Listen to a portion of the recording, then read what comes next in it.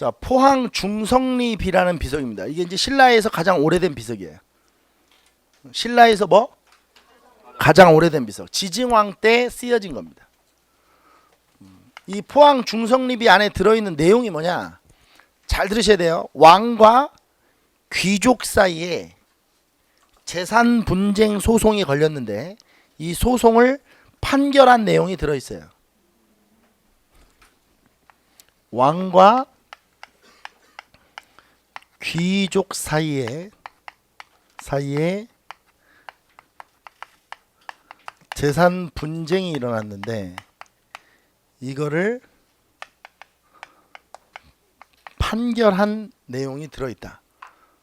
그러면 이제 수험생분들 입장에서는 아니 이게 뭐 이렇게 중요한 거냐? 엄청 중요한 거야. 제가 예를 들어볼게요. 예를 들으셔야 돼요. 잘 예를 이해하셔야 돼요. 자, 중앙집권화 과정에서 족장이 중앙의 귀족이 됐죠. 족장이 중앙에 뭐가 됐어요? 귀족이 됐어요. 그럼 잘 생각해 보죠. 족장이 가지고 있던 토지가 있겠어요, 없겠어요? 그 지역이 있죠. 그럼 그 토지는 어떻게 되는 거예요? 아, 왕한테 다 줘요? 그대로 가지고 있어요? 다 줘요? 그러니까 족장이 중앙 귀족이 될 때 자기가 그 지역에서 가지고 있던 재산들이 있을 거 아니에요. 토지도 있고 뭐 있을 거 아니에요. 그럼 그걸 어떻게 하냐고. 왕한테 다 줘요? 그대로 가지고 있어요? 재산 분쟁이 걸릴만 하죠.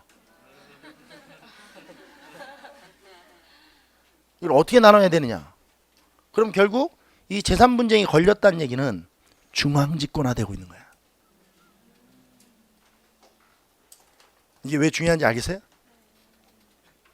중앙집권화되고 있는 걸 보여주는 거죠.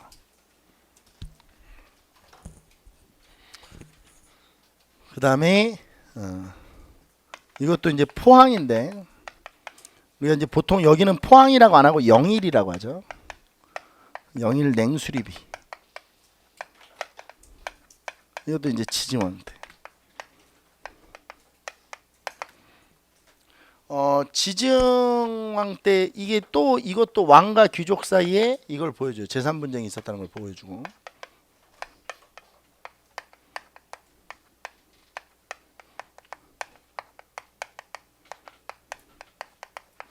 그 다음에 여기서 이제 재밌는 거는 우리 기존의 학설이 이 비석이 이제 해석되면서 깨졌는데 이 지증왕을 지도로 갈문왕이라고 쓰고 있어요.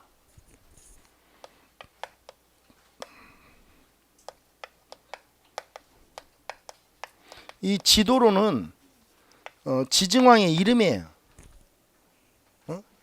지도로, 지대로 뭐 이렇게도 쓰는데 갈문왕이라는 게 근데 중요한데 이 갈문왕이 뭐냐면 왕 다음 가는 서열이라고 보시면 돼요. 그래서 왕의 동생이나 왕의 장인이 보통 갈문왕이 돼서 왕을 견제하거나 왕과 협업을 해서 일들을 처리하는 사람이거든요. 굉장히 높은 사람이에요. 갈문왕이. 왕 다음 간다 이렇게 보시면 돼요.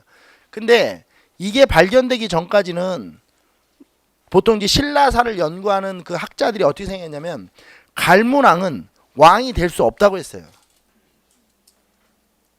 근데 이 지증왕은 왕이 되기 전에 뭐였던 거예요? 갈문왕이었는데 이 사람이 왕이 된 거예요. 그러니까 기존의 학설이 깨져버린 거죠.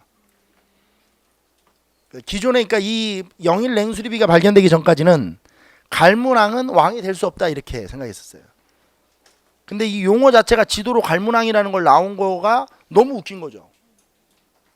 그러니까 원래 지증왕은 갈문왕이었는데 왕이 된 거예요. 그러니까 기존 학설이 다 폐기된 거죠. 그러니까 제가 지금 이 얘기를 왜 하냐면 이런 얘기를 안 하고 그냥 쓰만 주잖아요. 이게 왜 중요한지 왜 외워야 되는지 하나도 몰라요. 수험생들이. 이것도 마찬가지죠. 이걸 왜 외워야 되는지 하나도 알 수가 없어요. 이 재산 분쟁이 일어난 걸 지금 뭐하러 외워. 근데 시험 문제 또 나오니까 수험생들은 아주 곤욕스러운 거죠. 여러분들이 생각하는 것보다 지도로 갈문왕이라는 이 글씨는 아주 중요해요. 신라의 어떤 정치 역학 관계가 어떻게 구성됐는지를 가늠할 수 있기 때문에 신라사를 연구하는 사람들 입장에서 보면 굉장히 중요한 비석이죠. 그 밖에도 뭐 여러 가지 내용들이 있는데 생략하겠습니다. 여기까지만 기억하시면 돼요. 그 다음에 그 이제 울진봉평 신랍이라고 하는 비석인데, 고향이 울진인 유명한 사람이 있어요. 이중석이라고. 제가 옛날에 여기다 막 오줌도 막 싸고 그랬었는데.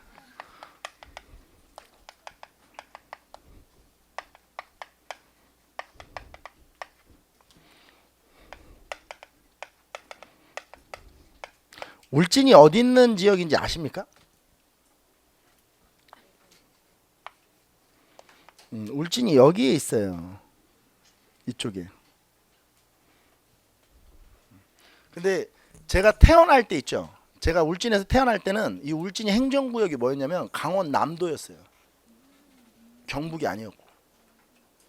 근데 제가 3살인가 4살 때 바뀌었어요.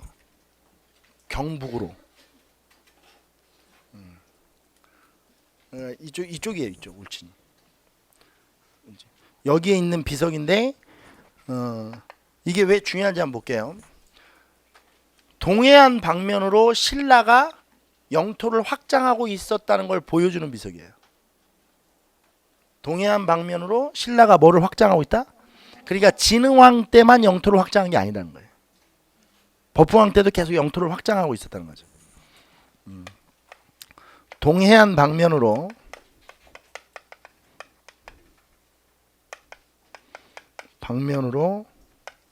영토를 확장하고 있었다는 걸 보여주는 비석이에요. 근데 재밌는 거는 이 울진 지역에 살고 있는 사람들이, 제가 아까 전에 왜 강원남도라는 얘기를 했는지 보세요. 울진 지역에 살고 있는 사람들이 원래는 어느 나라에서 살고 있었냐면 고구려 사람들이었어요. 고구려의 영토 안에서 살고 있었던 거예요, 울진이. 근데 이게 이제 신라 땅으로 바뀐 거예요. 그러니까 이제 울진 지역에 살고 있던 사람들이 저항을 했나 봐요. 그러니까 고구려에서 살고 있었는데 신라가 되니까 저항을 할 수도 있겠죠. 그래서 이 거불모라 남미지 주민들이 강하게 저항을 했대요. 거불모라 남미지는 이때 당시에 행정구역인 것 같아요. 그러니까 지금으로 얘기하면 동작구 노량진동 이런 거죠. 뭐 조선시대 사람한테 동작구 노량진동 하면 이해하겠어요? 그렇죠? 행정구역 명칭이 다 다르니까. 거불모라 남미지 주민의 저항이 있었어요. 근데 이 저항 과정에서 막 산에다 불을 지르고 막 그랬었나 봐요. 막 방화를 하고 막 화재가 엄청나게 일어났을 때요. 이거를 이제 진압했다라고 하는 내용이에요. 그래서 이걸 진압하면서 이제 관련자들을 처벌하고, 또 이 진압 과정에서 또 이렇게 공을 세운 사람들을 뭐하고 포상하고, 이런 기록들이 여기 나와 있습니다. 그래서 진압했다만 기억하면 돼요. 근데 시험 문제 제일 많이 나오는 건 신라사 전체로 봤을 때 저 위에 동해안 방면으로 영토를 확장하고 있다는 거예요. 그러니까 신라의 영토 확장은 진흥왕 때로 국한되지 않았다. 법흥왕 때부터 영토 확장이 일어나고 있었다라는 거예요. 자, 그 다음이 영천 청제비입니다.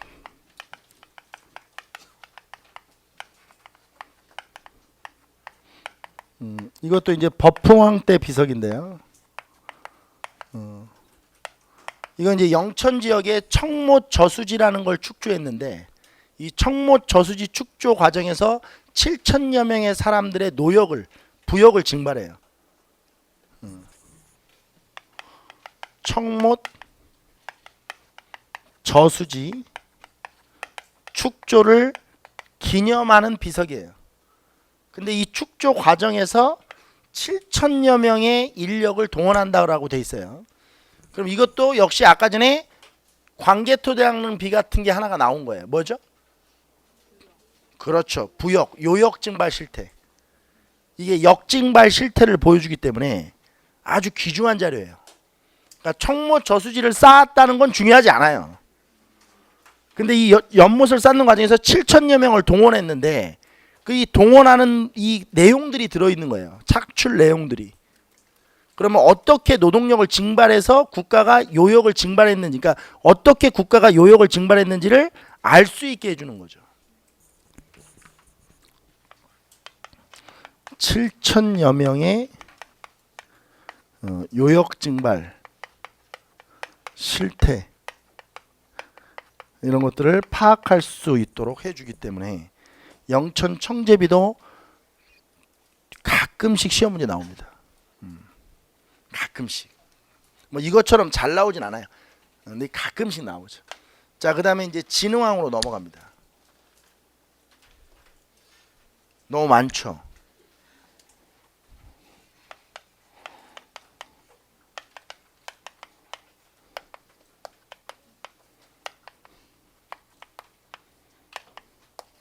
이렇게 되죠. 북한산비서부터 마운영비까지가 진흥왕 순수비예요. 단양적성비는 순수비에 포함이 안 돼요. 단양적성비는 뭐에 포함이 안 된다고요? 순수비에 포함이 안 돼. 이게 이제 순수비예요. 진흥왕 순수비죠. 순수라는 뜻이 뭐라고 그랬죠? 직접 갔다라는 거예요.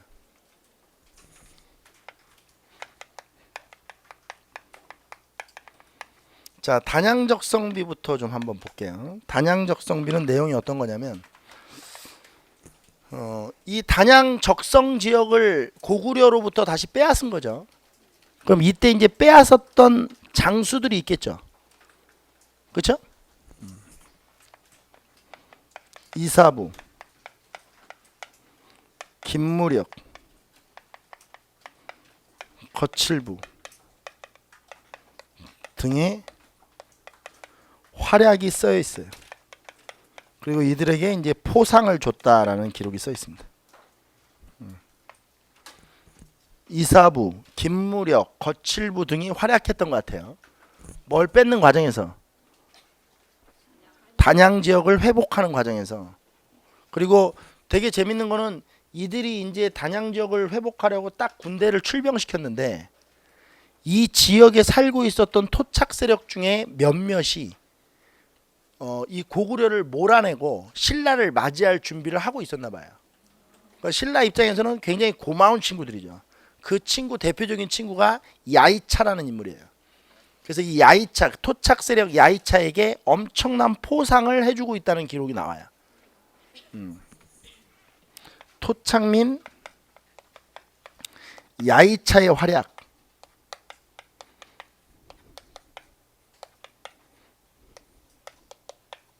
성이 어씨였으면 더 외우기 쉬웠을 텐데, 그렇죠? 좀 아쉬워요. 야이차의 활약. 역시 포상을 해줬다.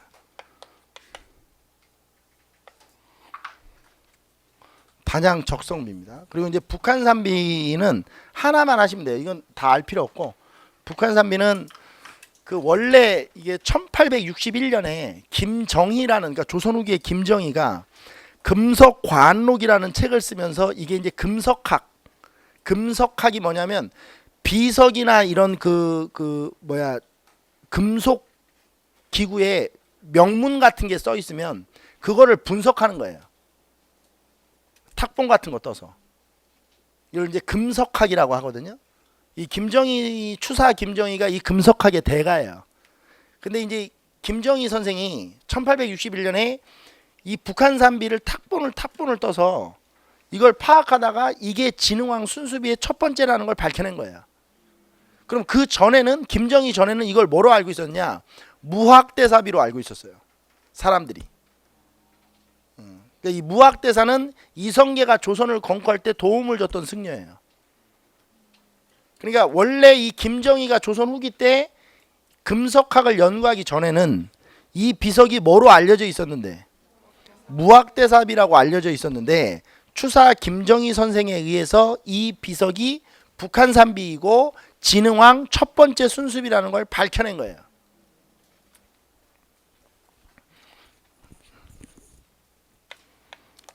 김정희, 조선 후기죠. 김정희에 의해 진흥왕 순수비임이 밝혀졌다.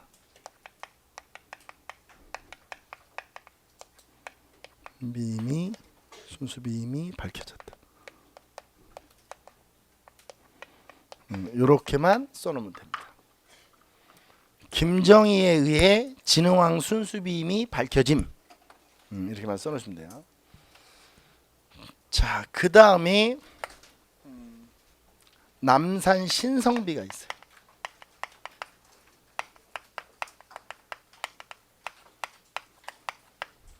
이거 다 진흥왕이죠.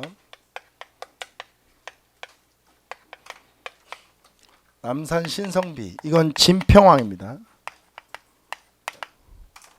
진평왕은 경주 남산의 남한산성을 축조하고 경주 남산 남한산성 축조하는 걸 기념하기 위해서 이걸 세우죠. 언제 배웠어요? 아까 배웠죠.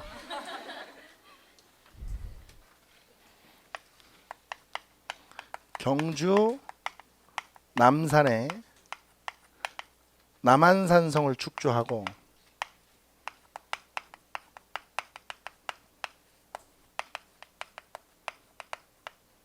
이걸 기념하기 위해서 남산 신성비를 건립한 거예요. 이걸 기념하기 위해서 건립한 거죠.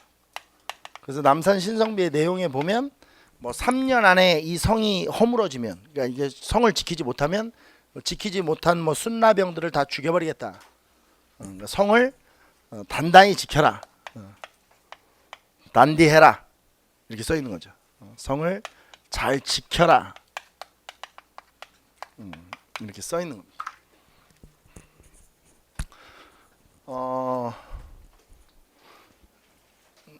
자, 포항 중성 리뷰부터 남산 신성비까지 했습니다.